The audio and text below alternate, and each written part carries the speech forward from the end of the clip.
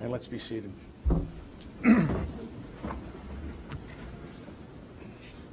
Ladies and gentlemen of the jury, we've been advised that you've reached a verdict. Is that correct?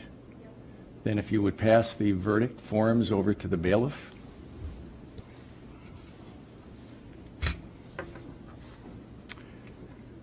State of Wisconsin versus George Stephen Burch, Brown County Case 16 CF 1309. The verdict reads as follows. We, the jury, find the defendant, George Stephen Burch, guilty of first-degree intentional homicide, is charged in the information. It is signed by our foreperson and dated this first day of March 2018.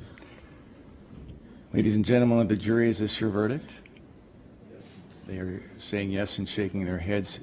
Does either party wish to have the jury polled? Yes, Judge. All right. There's a right to have the jury polled at this time, and this is how it will work. The juror right to the left of the bailiff. If that is your verdict, you may say, yes, this is my verdict. If not, you can answer, no, this is not my verdict, and we'll just go down the row and around. So, is this your verdict? Yes. Yes. Yes. Yes. Yes. Yes. Yes. Yes. Yes. Yes. All right, ladies and gentlemen, I have one last instruction to read to you. Your service in this case is completed. And on behalf of the court, our court staff, and the citizens of Brown County, we greatly appreciate your service and the personal sacrifice that you've made in fulfilling your duties as responsible citizens. You have been a very attentive and patient jury. We thank you for your service. We hope that you will look back on this experience as a very positive one. You do not have to answer any questions about this case now from anyone other than the court. There is no requirement that you maintain secrecy concerning what happened in the jury room, but you do not have to discuss this case with anyone or answer any questions about it. If you care to do so, you may. It is your decision. Once again, thank you. Have a good evening, and you are excused. Let us stand for the jury. Let's be seated, everyone. Attorney Lassay, do you have a motion at this time? Move for the court to enter a judgment of conviction based on the jury's verdict. Any objection, Attorney Schuckert? Yes, Judge, we would make a motion for the court to enter a judgment of not guilty, notwithstanding the verdict of the jury. Okay.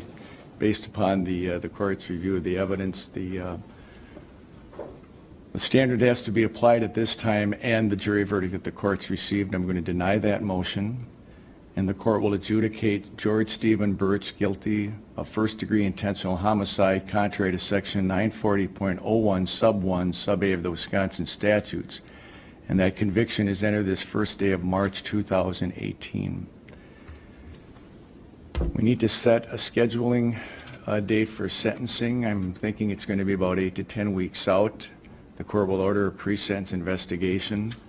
I'd also indicate at this time, in light of this conviction and the verdict of the court, verdict of the jury, bond is revoked, and I'd be looking at the first or second week of May.